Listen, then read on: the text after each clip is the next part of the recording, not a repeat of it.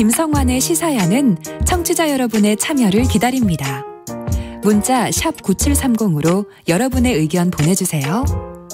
짧은 문자는 50원, 긴 문자는 100원의 정보 이용료가 부과됩니다. 애플리케이션 콩, 유튜브 채널 KBS 일라디오에서는 무료로 참여하실 수 있습니다. 정부가 2년 넘게 유지해온 사회적 거리두기를 전면 해제하기로 했습니다. 다음 주 월요일부터는 사적 모임 인원 제한도 사라지고 24시간 영업도 가능해지는데요. 이번 거리두기 해제가 엔데믹으로 과연 이어질 수 있을지, 또 해제 이후 확진자 수 급증 가능성은 없을지 이재갑 한림대 강남성심병원 감염내과 교수 연결해서 얘기 나눠보도록 하겠습니다. 교수님 안녕하십니까? 네, 안녕하세요. 네, 오늘 정부에서 거리두기 해제 방침 발표했는데요. 다음 주 월요일부터 구체적으로 어떻게 바뀌는지를 좀 먼저 설명해 주시면 어떨까요? 네, 일단 그 시간 제한 있었던 거 이제 완전히 해제되고 인원 제한 있었던 것도 해제가 되고요. 예. 일단 여러 가지 집회 제한이 있었던 부분들, 뭐 교회나 이런 데에 뭐 출석 인원 제한이 있었던 부분들 다 완전히 해제가 되게 됩니다. 또 거기다가 이제 뭐 야구라든지 뭐 이런 스포츠 경기라든지 또는 이제 그 영화라든지 영화관 같은 데서 실내에서 좀 음식 못 먹게 돼 있었잖아요. 네. 그런 부분들도 전면 해제가 돼서 어떻든 지금까지 거리두기 항목에 있었던 모든 부분들은 거의 대부분 해제됐다. 보시면 되고 다만 마스크 착용에 대한 부분은 계속 변화 없다. 이렇게만 보시면 될 것 같습니다. 교수님 보시기에는 어떻습니까? 그동안에 이제 여러 우려의 목소리를 내시지 않았습니까? 지금 풀어도 이 정도까지 풀어도 괜찮은 겁니까? 뭐 괜찮다라고 얘기하기보다는 정부 차원에서는 어쩔 수 없는 선택이었다라고 좀 보고는 있고요. 네. 워낙에 오미크론 정점 지나면 이제 전면적으로 해제하겠다라고 정부가 계속 공언을 했었고 사실은 정점 전에도 이미 완화 국면들을 계속 이제 추진하고 있었거든요. 네네. 그런 면에서 정부가 약속한 부분들을 지켰다라고밖에는 이제 못하는데 많은 부분에 있어서 그러니까 상황은 뭐 어쩔 수 없이 열어야 될 때가 됐는데 그에 대한 준비가 됐느냐에 대한 측면에 있어서는 조금 물음표를 가지고 있습니다. 지금 의료 현장 상황은 어떻습니까? 교수님이 그동안에 물론 국민들이 이제 방역에 대한 인식 이런 부분에도 지적을 좀 해주셨잖아요. 예를 들면 사회적 거리두기를 완화한다고 하면 확진자 증가세가 이어지고 있는 상황에서 국민들이 오히려 방역수칙을 잘 안 지키지 않겠느냐. 더 폭발적으로 확진자가 증가할 우려도 있다. 이런 우려의 목소리를 주셨고 그리고 의료 현장이 지금 감당하기 어려운 상황이다. 크게 두 가지를 얘기하셨던 것으로 알고 있거든요. 그런데 지금 이 시점에서 사회적 거리두기를 해제하는 것 이게 의료 현장이나 이런 것에 부담은 더 없겠습니까? 일단 뭐 정점은 지나갔고 어떻든 거리두기가 완화되더라도 아주 폭발적인 환자 증가는 나타나지 않을 거다라고 이제 기대를 하고 있기는 한데요. 네. 그리고 사실 이제 확진자 규모가 줄면서 중증 환자도 일부 감소하고 사망자도 이제 감소하다 보니까 의료 여력 자체는 지금은 좀 많이 좀 나아진 건 사실이기는 합니다. 근데 다만 저희가 우려하는 거는 그러니까 거리두기 완화에 대한 이제 기대가 있었는지 몰라도 우리나라가 이제 확진자 한 60만 명 도달하고 난 다음에 이동량이 정말 확 줄었었거든요. 네. 근데 지난주부터 이동량이 다시 증가되기 시작해서 그 60만 이전, 그러니까 확진자 많이 나오기 이전 정도까지 이미 이동량이 많이 확대가 된 측면들이 있어요. 그래서 유럽하고 좀 다른 측면인데 유럽은 거리두기나 이런 것들 다 완화하고 나서도 한동안 이동량이나 이런 게 별로 늘지 않은 상태를 계속 유지를 하고 있었거든요. 네. 그래서 이제 그런 면에서 어쩌면 뭐 아주 폭발적인 증가는 아니더라도 지금의 감소세가 주춤하거나 일시적으로 약간 오르는 상황도 지금 생길 수 있고 그렇게 되면 이제 의료 여력에도 일부 좀 부담을 줄 수 있는 것. 특히 이번에 확진자 규모가 너무 커지면서 되게 오래 갔잖아요. 예. 그래서 의료 체계나 이런 의료진들의 이제 피로도가 매우 증가되어 있는 부분들은 좀 상당히 걱정이 되기는 합니다. 지금 이제 일각에서 우려의 목소리를 내는 게요. 완치된 사람들도 재감염 사례가 지금 나오고 있는 상황이잖아요. 네. 신규 변이도 있고 또 재조합 변이까지 등장했다 이렇게 얘기하고 있는데요.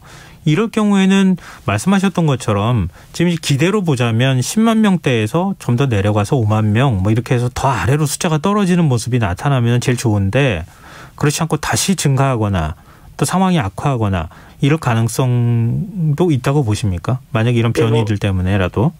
예, 사실 이제 그럴 수도 있는 부분 때문에 관찰을 잘 해야 된다고 생각을 하거든요. 그러니까 지금 뭐 영국이나 이런 데 유행하고 있는 XE 변이나 이런 것들은 전파력이 늘어나는 것 같다는 얘기도 계속 나오고 있는 상황이기 때문에. 예. 그리고 사실은 또 이제 뭐 어디서 언제 이제 새로운 변이가 나와서 유행 상황 자체를 이제 판도를 바꿀 수도 있는 상황이기 때문에, 그러니까 지금의 완화 국면을 이어가는 건 중요하지만 이 완화 국면에서 아예 의료 대응 체계라는 이런 것들을 변화시킬 때 다시 문제가 생겼을 때 다시 돌이킬 수 없는 상황 정도로 하게 되면 새로운 큰 유행이 있었을 때 대비를 못하는 상황들도 생길 수 있기 때문에 이번에 이제 완화 국면에서 어떻게 의료 대응 체계도 완화시켰다가 또 문제가 생기면 다시 이제 원래대로 돌이킬 수 있나, 이제 이런 부분들에 대한 좀 세세한 계획들도 가지고 있어야 된다고 이제 말씀을 좀 드리고 싶습니다. 지금 우리 국민의 1,500만 명 넘게 지금 감염이 된 상황이잖아요. 네. 근데 많은 분들이 나는 이미 감염됐기 때문에 중화항체 형성돼서 괜찮다, 또 예방도 되지 않겠느냐, 뭐 이렇게 또 생각하시는데, 이런 변이 생겼을 때 그 변이에는 전혀 그 기존에 감염이 됐을 때의 어떤 그 몸 상태가 그걸 막아줄 수 있는 효과는 전혀 없는 겁니까? 뭐 그러지는 않습니다. 일단 어느 정도 감염이 됐든 이제 백신을 맞고 감염됐든 뭐 백신을 맞았든 어느 정도 예방 효과가 이어지기는 하고, 가장 중요한 중증 예방 효과는 어느 정도 한 6개월 정도까지는 보존이 된다고는 돼 있는데, 네. 고령층에서는 그 중증 예방 효과도 감염됐던 이후 또는 이제 백신 마지막 접종 이후에 한 6개월 지나가면 사망 예방 효과나 중증 예방 효과도 만만하게 좀 떨어지다 보니까 상당히 위험한 상황에 도달할 수도 있고, 또한 새로운 변이가 백신이나 또는 기존에 감염됐던 사람들에게도 그런 그 면역 효과를 회피하는 능력이 강한 이제 변이가 유행을 하게 된다 그러면 정말 이제 또 많은 사람이 감염이 되고 중증 환자도 발생할 수 있거든요. 네네. 그래서 이번에 이제 뭐 거리두기 완화하거나 이런 부분도 중요하지만 앞으로의 백신 계획을 어떻게 할 건가에 대한 고민들도 필요하고, 이 시기에 그런 연구들을 많이 해놔서 우리나라가 앞으로 어떤 접종 전략을 가져야 되는지에 대한 그런 정립하는 부분들도 매우 중요한 숙제가 될 수 있을 것 같습니다. 네. 그리고 오늘 25일부터 코로나19가 1급 감염병에서 2급 감염병으로 하향 조정된다고 하거든요. 이러면은 구체적으로 어떤 변화가 있을 수 있는 겁니까?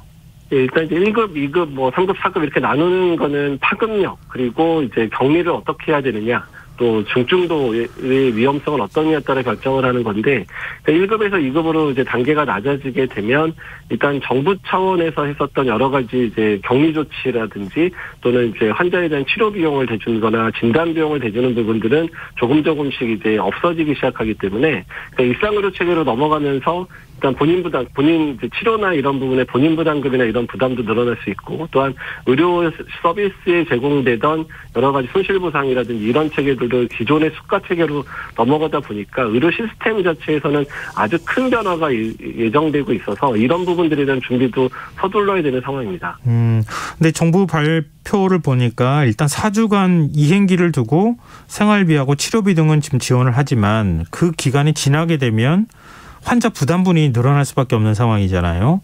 네, 근데 고위험군 환자들은 만약에 자부담이 늘어나게 되면 적절한 치료를 받지 못할 가능성도 있지 않나요? 이제 사실 그런 부분이 우려되는데요. 그러니까 일단 뭐 보험 체계에서 치료를 하는 거는 이제 이어지는데, 이제 일부 발생했던 본인 부담을 세금을 통해서 이제 환급을 해줬던 부분들이 사라지는 부분이 생기거든요. 근데 네. 이제 뭐 일반적인 뭐 경제 수준이 되는 분은 상관이 없겠지만 경제적으로 매우 힘든 분들 같은 경우에는 진단 측에 안 올 수도 있게 되고요. 또한 너무 이제 그런 의료 비용이 많이 나올 것 같으면 입원 치료라든지 이런 거를 거부하는 상황들도 실제로 생길 수 있거든요. 네.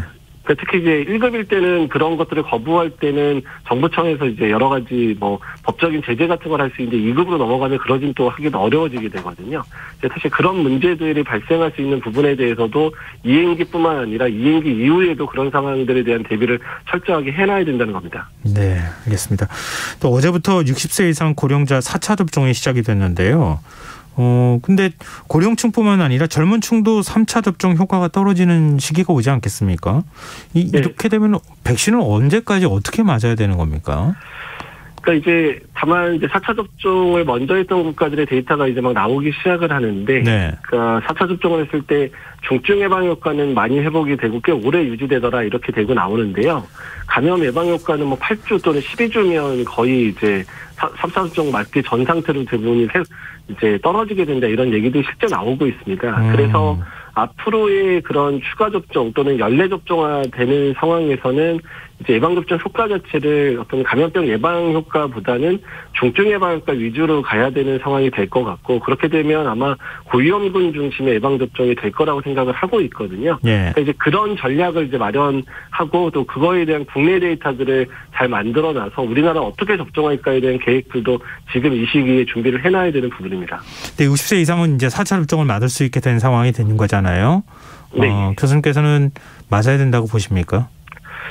그러니까 일단 시기상으로 참 애매한 시기긴 합니다. 그러니까 유행 자체는 감소하고 있기는 하지만 정부 차원에서 4차 접종을 결정한 이유는 아직도 60대 이상의 감염자가 많고 사망자의 95% 이상이 60대 이상에서 나오고 있다 보니까, 네. 그러니까 앞으로 유행이 이제 또 거리두기 완화하고 이러면 유행이 생각보다 꽤 길어질 거거든요. 네. 한두 뭐 2, 3개월 이상 갈 수도 있는 상황이라 그 상황에서의 이제 노인에서의 사망자들을 줄이려는 목적이기는 한데, 다만 유행이 꺾인 것 자체가 사람들한테 예방접종에 대한 동력을 떨어뜨리는 이유가 되니까 그러니까 예방접종을 올리기가 상당히 어려울 거라고 예상하고 있습니다.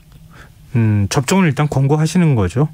네, 접종을 하시는 게 맞는데 네. 접종을 얼마나 하실까에 대한 부분이 너무 우려가 돼서 이런 접종을 올릴 수 있는 전략적인 선택들을 많이 해야 될 거라는 거죠. 정부의 적극적인 홍보라든가 뭐 이런 것들 말씀하시는 거군요. 네, 맞습니다. 네, 마지막으로 좀 이 질문 드리고 싶은데요. 지금 2주 동안 상황 지켜보고 실외 마스크 해제 여부를 결정하겠다 이렇게 얘기했거든요. 지금 이제 엔데믹 시대로 가는 준비를 하고 있다고 볼 수 있는데 마지막으로 우려되는 점이 있다면요. 그러니까 일단 뭐 실외에서의 마스크 착용이 그다지 위험하지 않다는 거는 대부분의 전문가의 공통된 의견인데요. 네. 다만 실외에서의 마스크 착용을 이제 풀어놓은 것 자체가 실내에서의 마스크 착용에 대한 이제 좀 동요를 일으키지 않을까가 제 전문가들 걱정하는 바입니다. 어쨌든 마스크 착용이 중요하다는 부분들, 또한 앞으로 팬데믹 상황이 멈춰지고 엔데믹 상황이 되더라도 감염병 유행 상황에서 마스크를 실내에선 반드시 써야 된다는 부분들을 지켜가면서 마스크 전략들을 새롭게 짜야 된다 이렇게 말씀드리고 싶습니다. 네, 알겠습니다. 오늘 말씀 여기까지 듣겠습니다. 말씀 고맙습니다. 네, 감사합니다. 지금까지 한림대 강남성심병원 감염내과 이재갑 교수였습니다. 저희 김성환의 시사 청취율 조사 기간 맞아서 청취자분들의 의견 적극적으로 받고 있습니다. 문자 주신 가운데 10분 추첨해서 2만 원 상당 치킨 쿠폰 드릴 텐데요. 참여하실 문자는 샵9730이고요. 짧은 문자는 50원, 긴 문자는 100원의 정보 용료가 부과됩니다. KBS 라디오 김성환의 시사야 1부 순서는 여기서 마무리하겠습니다. 전 11시 전과 2부에 다시 오겠습니다.